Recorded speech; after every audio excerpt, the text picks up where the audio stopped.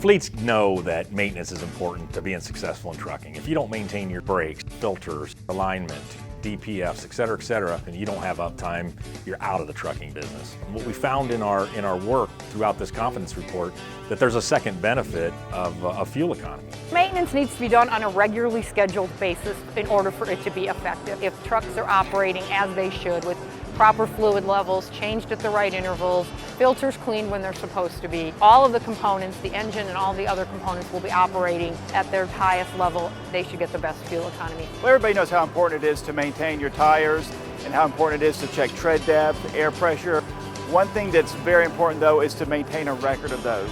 And one of the things that we're advocating strongly now is to maintain those digitally. Whether you have 5 trucks or 500 trucks, you need to keep track of whether that maintenance was completed on a particular truck. We think that an investment in better software, better people, maybe more bays, a bigger focus or more robust focus on maintenance will save you money and fuel.